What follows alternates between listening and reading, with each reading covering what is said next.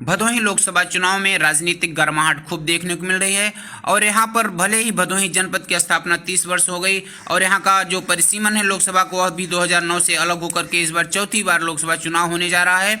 लेकिन यहाँ की अगर बात की जाए तो भदोही जनपद के प्रतिनिधित्व की तो यह कहीं न कहीं अभी खाली दिख रही है। केवल गोरखनाथ पांडे की बात छोड़ दी जाए तो बाद में जो भी प्रतिनिधि चुने गए कहीं न कहीं बाहर के हैं और इस बार भी इंडी गठबंधन तथा एनडीए ने भी बाहरी प्रत्याशियों पर ही दाव लगाया है। इसको लेकर के भदोही के बसपा के नेता राजन मिश्र ने बड़ा सवाल लगाते हुए सभी लोगों से आह्वान किया है कि आखिर भदोही में राजनीतिक शून्यता कब तक बनी रहेगी, आखिर भदोही के नेताओं को कब मौका मिलेगा, क्या बाहर के ही लोगों को लोग यहाँ पे जिता करके अपना प्रतिनिधि बनाते रहेंगे। मालूम हो कि राजन मिश्र बसपा के नेता हैं और 2012 में और 2019 में भी उनको विधानसभा तथा लोकसभा का प्रभारी भी बनाया गया था और इसको लेकर के राजन मिश्र ने सभी से आह्वान किया है कि भदोही जनपद में राजनीतिक शून्यता न बढ़े, इसके लिए यहाँ के जनप्रतिनिधि नेता और जो लोग हैं वो जागरूक हों और यह जाने के वास्तव में क्या होने जा रहा है। देखिए क्या कहा राजन मिश्र ने। 2 दशकों का इतिहास अगर भदोही जनपद का देखा जाए तो भदोही जनपद से कोई भी जनप्रतिनिधि लोकसभा नहीं पहुंच पाया। देखा जाए तो बाहरी प्रत्याशी ही आकर के भदोही का प्रतिनिधित्व करते रहे, जिससे कहा जाए तो सही मायने में भदोही का प्रतिनिधित्व लोकसभा में हुआ ही नहीं। जिन सपनों को लेकर के भदोही जनपद बनाया गया था आज वो कहीं सपने अधूरे हैं। भदोही के प्रथम सांसद जब भदोही जनपद बना था पंडित गोरखनाथ पांडे जी और वहीं दूसरी तरफ तमाम बड़े नेता आज हाशिए पे हैं। देखा जाए तो भारतीय जनता पार्टी हर बार आयातित प्रत्याशियों को ला करके यहाँ के जनपद के गौरवशाली राजनेताओं के मनोबल को गिराने का कार्य कर रही है। इसलिए मैं ये कह रहा हूं भदोही राजनीतिक शून्यता की तरफ जा रहा है। आपने सवाल किया कि आप कुछ कारण बताइए जिससे आपको ये प्रतीत होता है कि कैसे राजनीतिक शून्यता की तरफ जा रहा है।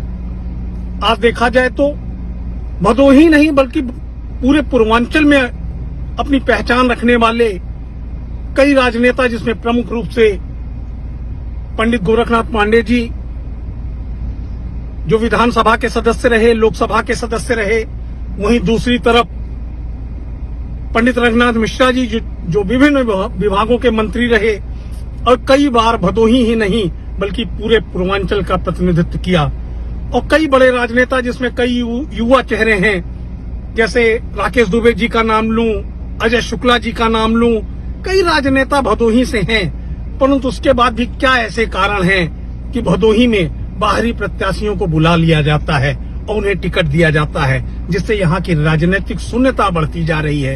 यहाँ के राजनीतिक कार्यकर्ताओं नेताओं का मनोबल गिरता जा रहा है। जैसे मैं भारतीय जनता पार्टी की ही बात नहीं कर रहा हूँ, बल्कि देखा जाए तो कांग्रेस एवं अन्य दलों में भी आज निराशा का भाव उत्पन्न हो गया है। कांग्रेस के किसी समय दिग्गज घराना माना जाने वाला पंडित श्यामधन मिश्रा का घराना आज राजनीतिक शून्यता की तरफ है। वहीं दूसरी तरफ अन्य राजनीतिक दल देखा जाए तो तृणमूल कांग्रेस के प्रत्याशी को भदोही जनपद से उतारा गया है, जिस तृणमूल का कोई अस्तित्व ही उत्तर प्रदेश में नहीं है। आप कैसे सोचते हैं कि यहाँ के प्रतिनिधि, यहाँ की जनता उन लोगों को जिताएगी। वहीं दूसरी तरफ आपने विधानसभा में कहा कि स्थानीय लोगों को प्रतिनिधित्व दिया जाता है, मैं उस पर भी प्रश्न चिन्ह उठाता हूं। औराई की बात करें तो वहां भी एक आयातित प्रत्याशी को उतारा गया, जिसने औराई के विकास में कोई दिलचस्पी नहीं दिखाई। वहीं दूसरी तरफ जब ज्ञानपुर की बात आती है, ज्ञानपुर में बड़े दिग्गज राजनेता कार्यकर्ता हैं जो विधानसभा में भदोही का, ज्ञानपुर का प्रतिनिधित्व कर सकते हैं, परंतु जब उन्हें टिकट देने की बात आती है तो कहीं सहयोगी दल के खाते में ये सीट डाल दी जाती है। आपने कहा कि आपके दल ने भी आयातित प्रत्याशी को उतारा था, तो मैं आपको याद दिलाना चाहता हूं पंडित राकेश त्रिपाठी किसी गैर जनपद के प्रत्याशी नहीं थे। हंडिया विधानसभा क्षेत्र भदोही लोकसभा के अंतर्गत आती है। पंडित राकेश त्रिपाठी ने जब भी वो मंत्री रहे, उन्होंने इलाहाबाद और हंडिया के लिए ही नहीं भदोही के विकास के लिए भी बहुत सारे कार्य किए। इसलिए मैं आपसे कहता हूं कि भदोही राजनीतिक शून्यता की तरफ जा रही है। अब यहाँ के जनमानस को सोचना होगा, यहाँ के राजनेताओं को सोचना होगा, यहाँ के राजनीतिक कार्यकर्ताओं को सोचना होगा। अगर आप आज भी नहीं चेते तो शायद हमारे आने वाली पीढ़ियां हमसे ये प्रश्न उठाएंगी कि जब बाहर के प्रत्याशी आते थे और आप उन्हें जिता करके लोकसभा विधानसभा में भेज देते थे, तो अब आप क्यों राजनीतिक शून्यता की बात करते हैं?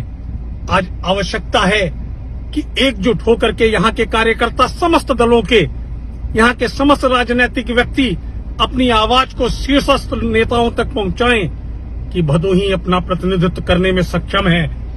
भदोही में समस्त दलों के राजनेता सक्षम हैं। भदोही की बात, ज्ञानपुर की बात, औराई की बात सदनों में ले जाने के लिए ये वो भदोही है जिसने भदोही को ही नहीं बल्कि पूर्वांचल को राजनीतिक जगत में एक पहचान दी है। यहाँ एक से एक राजनेता रहे हैं जो भदोही ही नहीं पूरे पूर्वांचल, पूरे उत्तर प्रदेश का प्रतिनिधित्व कर सकते हैं। इसलिए मैं आपके माध्यम से समस्त राजनीतिक दलों से, विशेषकर भारतीय जनता पार्टी से ये मांग करना चाहता हूं कि यहाँ के कार्यकर्ताओं का, यहाँ के राजनेताओं का मनोबल न गिराया जाए और इन्हीं के बीच से किसी प्रत्याशी को अगर बनाया जाए तो यहाँ की राजनीतिक शून्यता समाप्त हो सकती है।